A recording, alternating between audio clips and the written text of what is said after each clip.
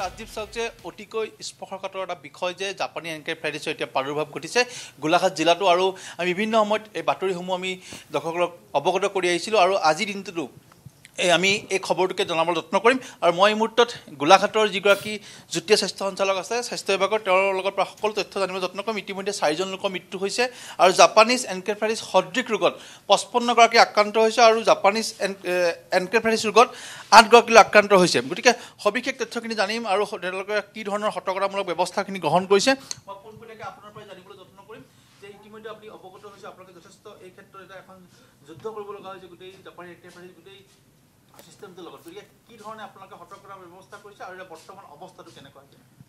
ধন্যবাদ। আপোনালোকে আমাৰ ৰাইজক সজাগ কৰিবৰ কাৰণে আমাৰ ওচৰলৈ আহিছে আমাৰ কথাখিনি জানিবৰ কাৰণে। তাৰ কাৰণে পোনপটীয়াকৈ আপোনালোক সংবাদ মাধ্যমৰ সকলোকে মই আন্তৰিক ধন্যবাদ জ্ঞাপন কৰিছোঁ। এতিয়া কথা হ'ল গোটেই অসমতে এইটো ছিজনত encephalitis Japanese encephalitis malaria dengue এনেকুৱা ৰোগৰ আক্ৰান্ত হয়। তো সেই হিচাপত আমাৰ গোলাঘাট জিলাও আমি বাচি থাকিব পৰা নাই। এতিয়ালৈকে আমাৰ গোলাঘাট জিলাত কিন্তু এটা সুখৰ কথা যে আতংকময় সৃষ্টি হোৱা নাই। তো যিকেইটা কেছ ধৰা পৰিছে তাৰে এতিয়ালৈকে জানুৱাৰীৰ পৰা 55টা আমাৰ একিউট এনকেফেলাইটিছ চিণ্ড্ৰম ৰোগত আক্ৰান্ত হৈ ধৰা পৰিছে। তাৰে দ্বিতীয়তে সেই 55টাৰ ভিতৰত মাত্ৰ 9টা আমি জাপানীজ এনকেফেলাইটিছ হোৱা বুলি আমি নিশ্চিতভাৱে থিৰাং কৰিব পাৰিছোঁ আৰু সেই 9টাৰ ভিতৰত আমাৰ 5টাই ৰোগী নিৰাময় হৈছে বা নিৰাময় অৱস্থাত চিকিৎসালয়ত ভৰ্তি আছে। মাত্ৰ 4জনকহে আমি ৰক্ষা কৰিব নোৱাৰিলোঁ। সেই 4জনৰ ভিতৰত 1জন শিশু আৰু বাকী 3জন আমাৰ জ্যেষ্ঠ লোক। আচ্ছা, দ্বিতীয় কথা হ'ল এই ৰোগী যিসকল আছে তেওঁলোকৰ অকল জাপানীজ এনকেফেলাইটিছে নহয়, তেওঁলোকৰ লগত অন্যান্য অসুখো আক্ৰান্ত হৈছিল। যেনে শিশুজনৰ একেবাৰে অতি শোচনীয়ভাৱে তেওঁ মেল নিউট্ৰিশ্যন ৰোগত ভুগিছিল, অৰ্থাৎ তেওঁৰ শৰীৰৰ প্ৰতিৰোধ ক্ষমতা একেবাৰে কম আছিল।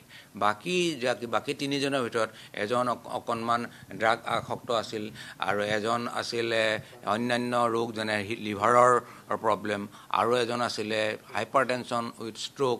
গতিকে এই বাকী 3জনো তেনেকুৱা বিভিন্ন ৰোগত আক্ৰান্ত হৈছিল আৰু ডায়েবেটিছ ৰোগত দেখা পোৱা গৈছিল। গতিকে এই ৰোগীসকল অকল জাপানীজ এনকেফেলাইটিছ নহয় অন্যান্য ৰোগতো আক্ৰান্ত হৈছিল। আৰু দ্বিতীয়তে এই সতৰ্কতামূলকটো অত্যন্ত জৰুৰী কথা।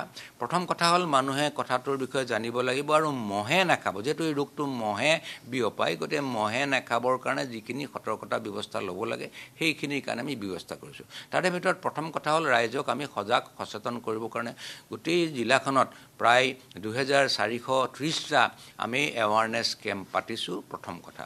দ্বিতীয় কথা, আমি সেই যিবিলাক জেগাত ইতিমধ্যে 2-এটা কেছ আমি ধৰা পেলাইছে তেওঁলোকক আৰু বেছি সজাগ কৰিবৰ কাৰণে মাইকিঙৰো ব্যৱস্থা কৰিছোঁ। শ্ল' মুভিং ভেহিকল লৈ পেলাই তেওঁলোক মাইকৰ যোগৰ ব্যৱস্থা কৰিছোঁ।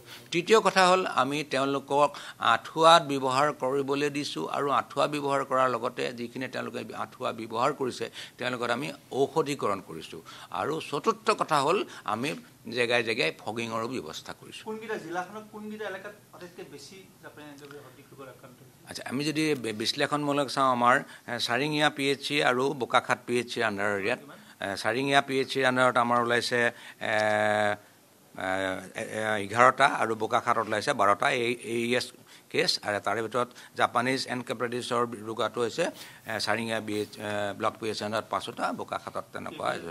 কেবিআলিৰ ভিতৰত 2টা ওলাইছে আৰু কেবিআলিত 2টা, সৰু পথাৰত 1টা আৰু মৰঙী অঞ্চলত 1টা ধৰা পৰিছে। আচ্ছা, সেই মেলেৰিয়া আমাৰ অত্যন্ত কম, মাত্ৰ 3টা কেছ মেলেৰিয়াৰ ৰোগত ধৰা পৰিছে জানুৱাৰীৰ পৰা। তাকো প্ৰায় গোটেইকেইটাই বাহিৰত ৰোগত আক্ৰান্ত হৈ আমাৰ ইয়াত ধৰা পৰিছে আৰু আমি তেওঁলোকক চিকিৎসা কৰি ভাল হৈছে। ডেংগুৰ আমাৰ 25টা এতিয়ালৈকে ৰোগী ধৰা পৰিছে। তাৰে বেছি সংখ্যক যোৱাবাৰৰ নিচিনাকৈ আমাৰ কমাৰবন্ধা আলি এৰিয়াত ধৰা পৰিছে, তাত 8টা, চাৰিঙীয়াত 6টা আৰু বোকাখাটত 4টা, বাকী মিছামৰাত 4টা, সৰু পথাৰত 2টা আৰু মৰঙীত 1টা। ধন্যবাদ জ্ঞাপন কৰিছোঁ আপোনাক এই মুহূৰ্তত সবিশেষ জনোৱাৰ বাবে।